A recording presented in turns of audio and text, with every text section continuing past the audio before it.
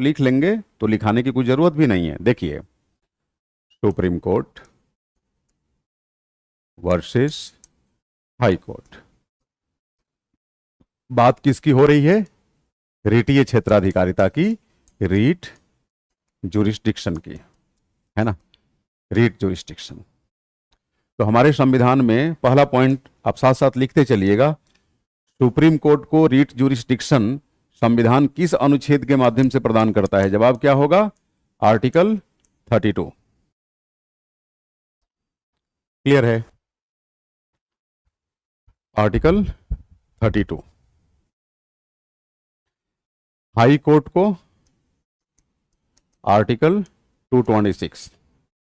अब किसी बच्चे ने लिखा था कि सर 226 ही क्यों देता है?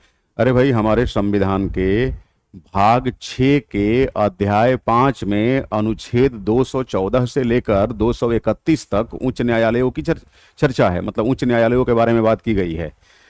तो वहीं पर यह भी बताया जाएगा ना कि इसका रीट जुरिस्डिक्शन क्या है ना, पहली चीज। दूसरा, ये पहला डिफरेंस है दोनों के बीच। सुप्रीम कोर्ट भी कुल 5 रीटें जारी करता है, हाई कोर्ट भी 5 रीटें जारी करता है। जो रीट सुप्रीम कोर्ट जारी करता है, like habeas corpus, mandamus, prohibition, quo warranto, certiorari, वो सारी रीटें हाई कोर्ट भी जारी करता है। बस फर्क क्या है? फर्क ये है कि सुप्रीम कोर्ट का जो रीट जुरिस्डिक्शन है, ये बेसिकली पैन इंडिया बेसिस पर होता है। पैन इंडिया बेसिस कहने का मतलब कि सुप्रीम कोर्ट देश के किसी हिस्से या पूरे हिस्से में रीट जारी कर सकता है। लेकिन आपको मालूम है ना कि हाई कोर्ट का जो जुरिस्डिक्शन होता है वो संबंधित राज्य अथवा राज्यों के क्षेत्र तक होता है। क्लियर है ये बात? अब मान लीजिए पटना उच्च न्यायालय अगर रीट जारी करेगा तो आपको नहीं लगता कि बिहार की टेरिटरी तक ही सीमित रहेगा? हो सकता है बिहार के अंदर 1-2 जिलों के लिए वो लागू कर दे, रीट जारी कर दे, या फिर पूरे बिहार के लिए कर दे, क्योंकि उसका जो अपना क्षेत्र होगा उसी क्षेत्र में तो उसकी क्षेत्राधिकारिता चलेगी। और सुप्रीम कोर्ट तो पूरे देश का है दीपा। तो सुप्रीम कोर्ट चाहे तो पूरे देश में, देश के किसी हिस्से विशेष में, किसी बड़े क्षेत्र में या संपूर्ण देश में रीट जारी कर सकता है। ठीक है, पैन इंडिया बेसिस। ये कहां? The territory of state concern.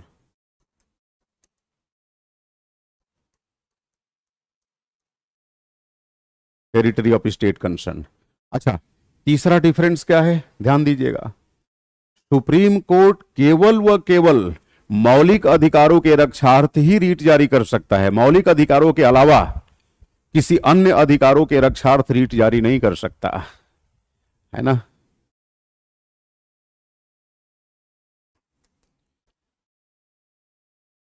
तो supreme court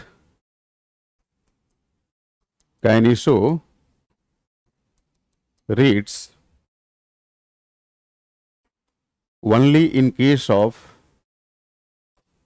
violation of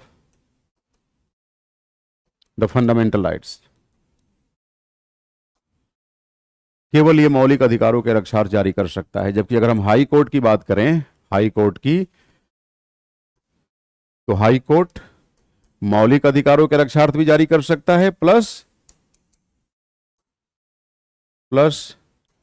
other rights के केस में भी, दूसरे अधिकारों के मामले में भी उच्च न्यायालय रीट जारी कर सकता है। अब देख रहे हैं इसका दायरा कितना व्यापक है। सुप्रीम कोर्ट केवल व केवल मौलिक अधिकारों के रक्षार्थ रीट जारी करेगा। फिर से सुनिए, सुप्रीम कोर्ट केवल व केवल मौलिक अधिकारों के उल्लंघन की स्थिति में ही रीट जारी कर सकता है। हाई कोर्ट फंडामेंटल राइट्स के केस में भी रीट जारी कर सकता है। हाई कोर्ट अन्य अधिकारों के केस में भी रीट जारी कर सकता है।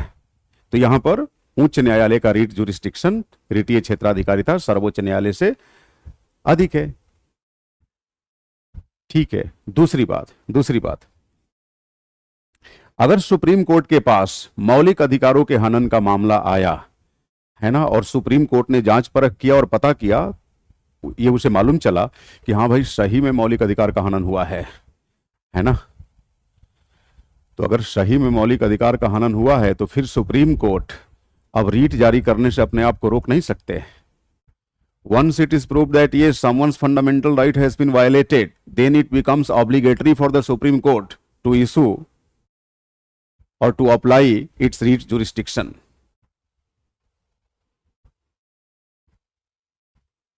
समझ रहे मेरी बात? लेकिन अगर हाई कोर्ट के पास आप गए अपने मौलिक अधिकारों के रक्षा को लेकर,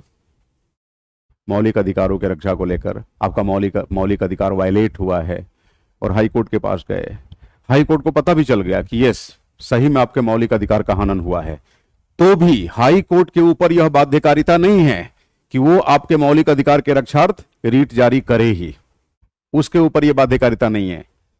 जबकि सुप्रीम कोर्ट के मामले में जैसे ही ये प्रूफ हो जाएगा कि हाँ सामने वाले व्यक्ति के मौलिक अधिकार का हनन हुआ है, तो फिर उन्हें हर हाल में रीट जारी करना पड़ेगा।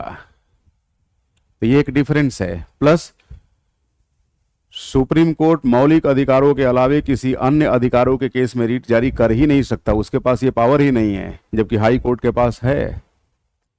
तो अब तो आप समझ गए होंगे ना कि दोनों में क्या अंतर है।